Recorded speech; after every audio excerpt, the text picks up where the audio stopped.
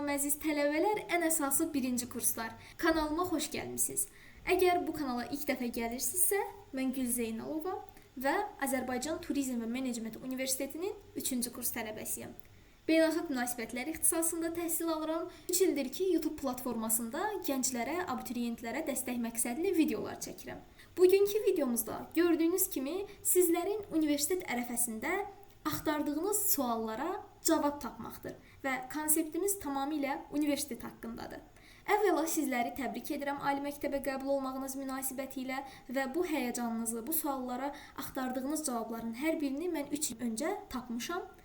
İstəyirəm ki, ümumilikdə bütün suallarınız bir video sayəsində cavablandırılsın. Kanala abunə olmağı və videoya like atmağı unutmayın ki, videonun davamı gəlsin. Keçid eləyək birinci məsələmizə. Universitet açılana qədər nə etməlisiniz? Hansı ki, universitetin açılmağına bugün ayın 27-sidir və 20 gün qalıb təxminən, 20-19 gün qalıbdır. Bu müddət ərzində nə etməlisiniz? 3 məsələ var. Sənədlərin dəqiqləşdirilməsi, ünsiyyətin qurulması və rahat istirahət edilməsi.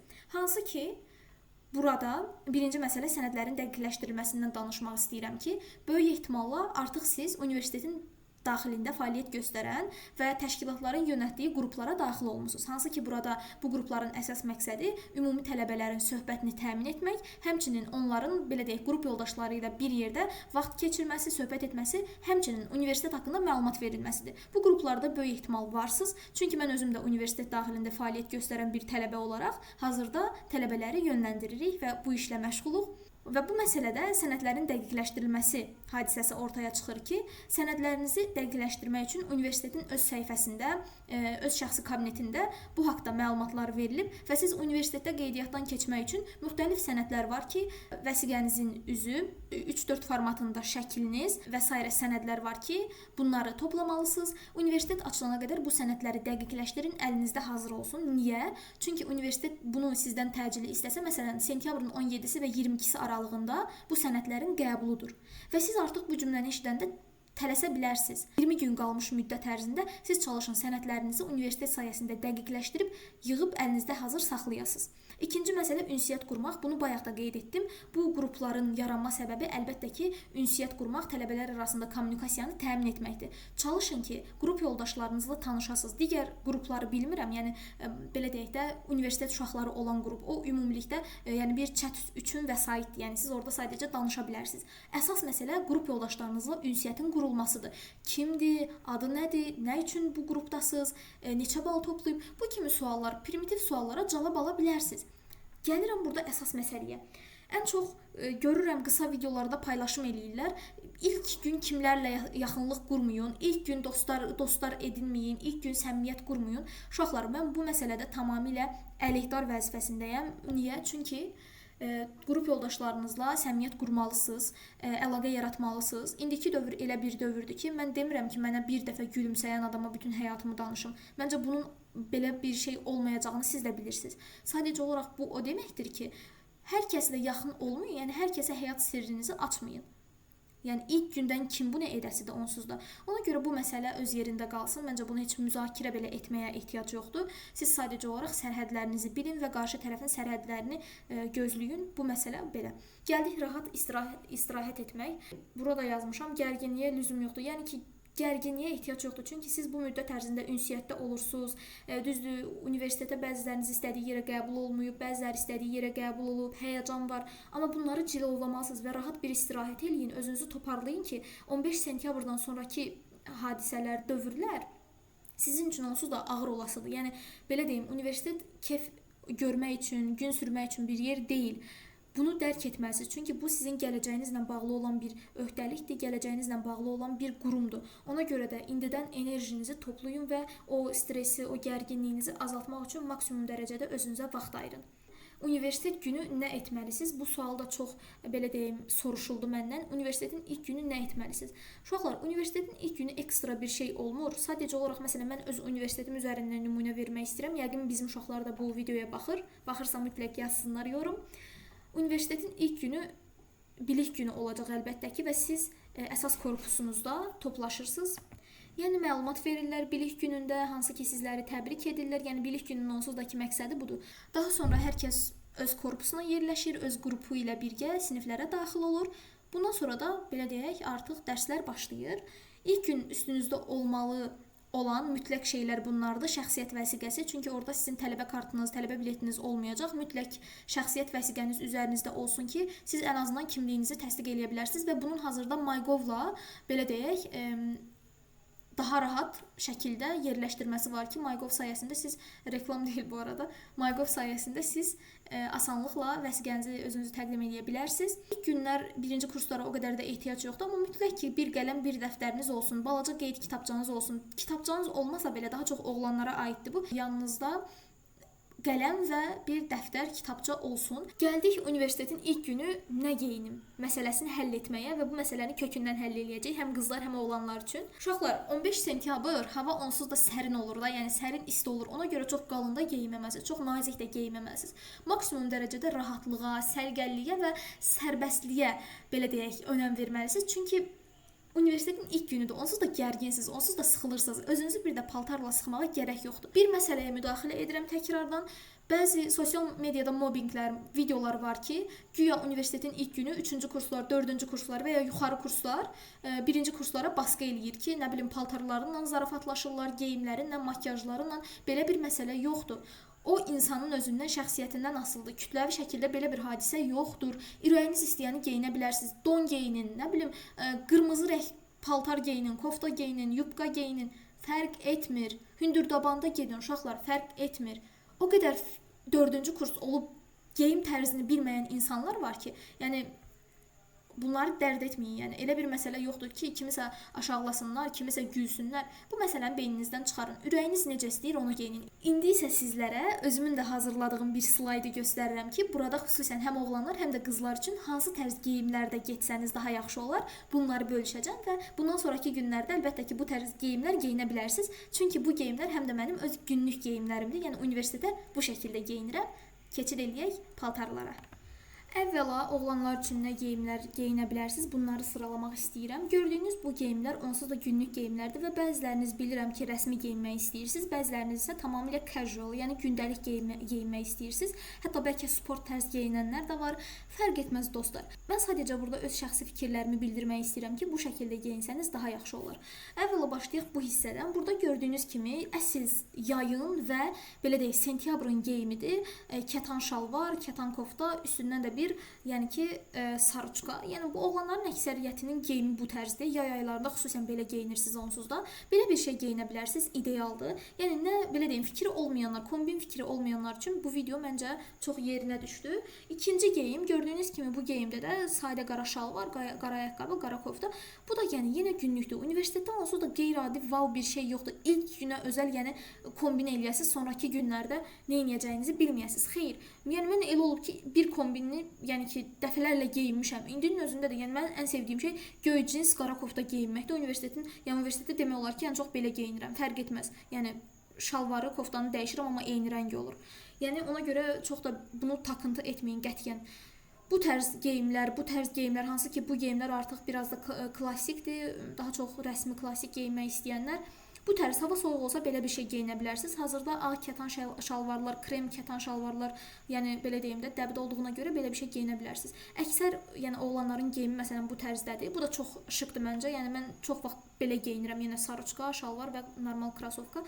Yəni siz də belə geyinə bilərsiniz. Onsuz da bu paltarlar demək olar ki, həm qızlar, həm oğlanlar üçündür. Yəni ortaqdır da, yəni hər kəs, oğlanlar da belə geyinir, qızlar da belə geyinir.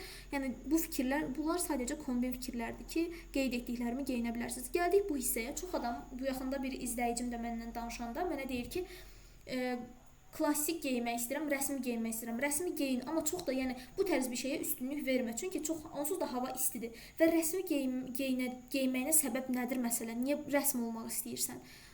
Bu arada hər kəsin öz fikridir. Mən bu video mənim videom olduğuna görə mən də öz fikirlərimi bildirirəm. Ona görə belə deyirəm. Niyə rəsmi geyinmək istəyirsən? İstidir onsuz da. Rəsmiyyət üçün baxın bu kombin çox maraqlıdır məncə. Ağ rəng kostyum sarıçqa geyinib qara şalvarla geyinə bilərsiniz. Elə bunun özü də rəsmi paltarıdır. Bu və bu rəsmi geyimdir. Bunu da ki üstündə kostyum olmadan geyinə bilərsiniz.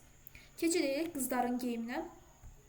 Qızlar üçün çox seçimim var əslində. Gördüyünüz bu mənim tərzimdir. Məsələn, mən çox vaxt belə geyinirəm. Video montajında alınsa üstünə qoyaram. Ən çox geyindiyim tərzlər, yəni bu tərzdir, bu tərzdir, bu tərzdir. Sizlər də yəni belə bir şey geyinin qızlar. Çox da özünüzü sıxmayın ki, görəsən nə geyinim, nə geyinsəm, necə geyinsəm yaxşı olar. Necə rahatsızsa onu geyinin. Bu kombin fikirləri yadınızda qalsın. Xüsusən siz üçün seçmişəm. Yəni belə klassik, rahat bir şeylər geyinsəniz kifayətdir. Özünüzü nə çox böyük göstər. Məsələn, bu geyim çox belə deyim də 3-cü, 4-cü kurslara daha uyğundur şəxsən. Deyərsiniz geyimin yaşla fərqi var. Bəli, bu geyim biraz belə 3-cü kurs, 3-cü, 4-cü kurslara daha uyğundur. Amma bu geyimlər daha sizdə 16-17 yaş aralığıdır da. Yəni bilmirəm başa sala bildim. Yəni ilk günə özəl bunları geyinsəniz kifayətdir. Bunu geyinməyə səbəbi nədir məsələn? Və ya bunu geyinməyə, yəni nə olub, hara gedirsiniz? İlk gündür də, yəni ilk gün maksimum sadə, şık olsanız sizin üçün daha yaxşı olar. Onsuz digər günlərdə məsələn mən ilk günlər o qədər də wow getməmişdim, mən nə yalan deyim, yenə sadəlikdən yanaydım. Sonraki günlərdə elə oldu makiyajsız getdim universitetə. Yəni 3-cü, 2-ci kursda da yenə makiyajsız, random paltarlar, əgər montajda qoya bilsəm paylaşaram geyindiyim paltarları. Son olaraq da gəldik make-up və çantaya. Sizlərə 3 dənə çanta tövsiyə edirəm. Birincisi çiynindən asma balaca. Dərsləriniz az olanda bunu istifadə edin. İkincisi çiynindən asma uzun. Çox rahatdır, kombinləmək üçün çox rahat bir seçimdir. Üçüncüsü də böyük çanta, hansı ki dərsləriniz çox olanda əlinizdə kitab aparmayın, bu böyük çantaya qoyun. Məsələn, mən 2 dənə böyük çanta almışdım. Biri cırıldı, sonra birini təkrardan aldım. Böyük çantaydı, yəni il boyu onu götürmüşəm. Bir də bir dənə çantam var idi. 1-ci kursda aldığım, yandan asma, onu götürürdüm. Yəni məsələn, mənim qədər paltar sevən, nə bilim, geyim sevən insan yoxdur. Amma mən yenə də artıq 2 ildir ki, 3 ildir ki oxuyuram. Çox da paltar və s. almaq tərəfdarı olmadım. Yəni almadım. Çünki tərzim çox da dəyişkən deyil. Yəni bir tərzdə gedirəm. Gəldik makiyaja. Makiyaj gördüyünüz sadə bir şey. Hava istidir. Qızlar, çalışın ki, üzünüzə oturan və maksimum dərəcədə sadədə, yəni clean girl make-up eləyin. Bunlar düzdür, clean girl deyil, amma məsələn bu clean girldır, bu da həmçinin. Yəni çalışın ki, özünüzü sıxmayasınız da, onsuz da makiyaj üzdə əriyir. Ona görə maksimum rahat, sadə şeylər edin. Sadəcə bunlar tövsiyədir dediyim kimi. Yəni etməyə də bilərsiniz və ya daha tünd eləyə bilərsiniz, daha bol eləyə bilərsiniz. Bunlar mənim tövsiyəmdir. Bunları etsəniz daha məsləhətlidir. İlk günə özəl və 1-ci kursa özəl. Keçid eləyirik digər məsələ, sosial aktivlik. Tələbələrin ən çox mənə verdiyi suallar son zamanlarda bu olub ki, hansı ki təşkilatlar nədir, klublar nədir, necə iştirak eləyək, necə təcrübə qazanaq. Universitetdə ən çox aktiv olan tələbələrdən biri olaraq və müxtəlif təşkilatlarda, müxtəlif illərdə olduğuma görə bu vəzifədə, bu haqda danışmaq mənim ən böyük öhdəliyimdən biridir. Hansı ki, fəallıq və tələbə təşkilatlarında iştirak etmək sizin həqiqətən də gələcəyinizə böyük təsir eləyir. Çünki bu təşkilatların hər hansı bir tədbirində iştirak etmək sizin üçün gələcək qapısı aça bilər. Ona görə də səhifələrini mütləq izləyin. TGT, Tələbə Gənclər Təşkilatı, Tələbə Həmkarlar İttifaqı Komitəsi, bu kimi və bunların klublarını mütləq izləyin və təlim tədbirlərində hər birində iştirak eləyin. Çünki o tədbirlərdə elə bir şans çıxar qarşınıza. O şansı yəni dəyərləndirsəniz gələcəyin milyonçusu ola bilərsiniz. Çünki indi hər şey bir göz qırpımında baş verir. Ona görə də mütləq bu məsələlərə belə deyim, diqqətlə yanaşın. Əlaqələrin qurulması, təşkilat nümayəndələrindən, həmçinin klub nümayəndələrindən, vəzifəsi olan şəxslərlə, yuxarı kurslarla davamlı dərəcədə əlaqədə olun ki, təlimlər olanda onlar sizin adınızı yazsınlar. Məsələn, belə bir hadisə baş vermişdi. Mən 1-ci kursuydum, 1-ci kursun axırı və ya 2-ci kursun əvvəli idi. Mənə zəng gəldi ki, sənin adını yazmışıq, Nərmanov İcra Hakimiyyətində çıxış etməlisən. 28 mayla bağlı, AXC-nin yaranması günü ilə bağlı. Mən hazırlaşdım, tez bir zamanda getdim və orada məni çox gözəl qarşıladılar, çox gözəl sözlər dedilər, mənim ad soyadımı yazdılar, götürdülər ki, gələcək təlimlərdə sizi görmək istəyərik. Yəni çox mükəmməl bir hiss idi. Ona görə daimi əlaqədə olun. Təlimlərə qatılmaq, bunu bayaq qeyd etdim. Təlimlərə qatılsanız həyatınızın fürsətləri qarşınıza çıxa bilər və bu təlim seminarda öyrənəcəyiniz təcrübələri CV-nizə qeyd etsəniz, gələcək üçün sizə çox böyük bir yaşıl işıqdır.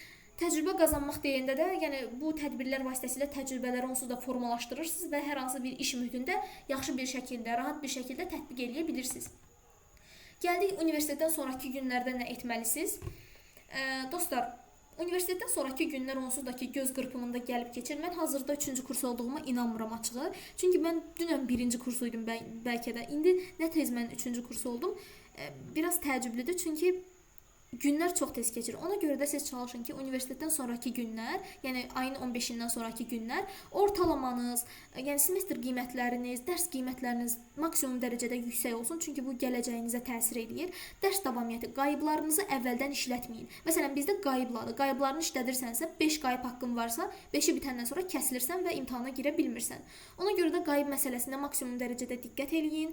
Həmçinin əlavə kurslar, dil kursları, peşəkar bacarıq kursları, kompüter kursları, bunların hamısına yazılın və belə deyim, akademik məqsədinizi formalaşdırın. Sosial və şəxsi balans. Burada dost mühiti, bayaq da qeyd etdiyim kimi, hər kəsə həyatını danışmağa məcbur deyilsən və yaxud da ki, hər kəslə səmimiyyət qurmağa məcbur deyilsən.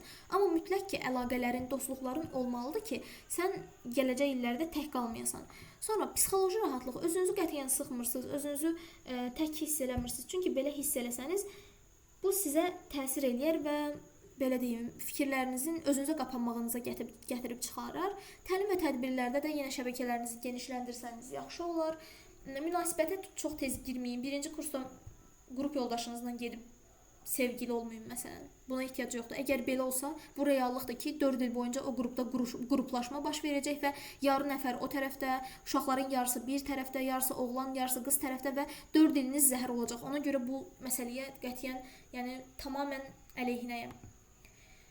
Universitetdə hansı dərslər keçirilir? Bu məsələ hər universitetin özündən asılıdır uşaqlar. Yəni mən bura təxmini qeyd etmişəm. Ümumi vahid fənlər var ki, məsələn, ingilis dili, xidiyyat, Azərbaycan tarixi və yaxud da ki, adiyak, Azərbaycan dili.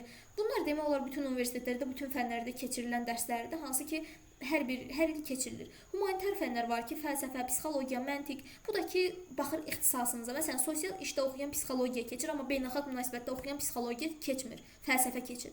Və yaxud da ki, riyaziyyat oxuyan, maliyyə oxuyan riyazi fənlərlə, dəqiq fənlərlə əlaqəli fənlər keçir. İxtisas fənlərindəki hər fakültəyə uyğun olaraq xüsusi fənlər olur ki, məsələn, belə deyək, sosial idarəetmə fakültəsində daha çox tarixi, fəlsəfi, psixoloji fənlərdir. Siz öz fakültənizi də öyrənib fənlərinizi yuxarı kurslardan dəqiqləşdirə bilərsiniz. Belə, universitet müəllimləri haqqında birinci məsələ, hər bir insan fərqlidir. Bu sadəcə olaraq universitetdə yox, hər yerdə belədir. Hər insan fərqlidir. 5 barmaq fərqli olduğu kimi insanlar da fərqlidir, xüsusiyyətləri fərqlidir.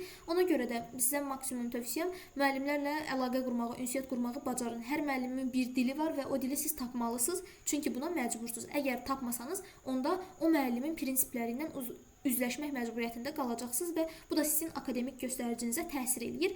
Ortalamanız düşür və imtahandan hətta kəsilə bilərsiniz. Ona görə də çalışın ki, müəllimlərlə dil tapıb danışmağı bacarasınız və xarakter məsələsinə də diqqət edin. Çünki ola bilər sizin də xarakteriniz orada qrup yoldaşınızın xoşuna gəlməsin. Bu məsələyə maksimum dərəcədə diqqət edin. Son olaraq da, yəni təhsilinizdə uğurlar arzu edirəm. Nəsə bir məsələniz olsa, mənim nömrəm və yaxud da ki, e-mailim qeyd edilibdir. Ətraflı şəkildə daxil olub mənimlə əlaqə saxlaya bilərsiniz. Fərdi seanslar, özəl dərslər və s. üçün də əlaqə saxlaya bilərsiniz. Kanalıma abunə olub like atmağı unutmayın. Məndən bu qədər. Hələlik özünüzə yaxşı baxın. Gələn videoda görüşənərək.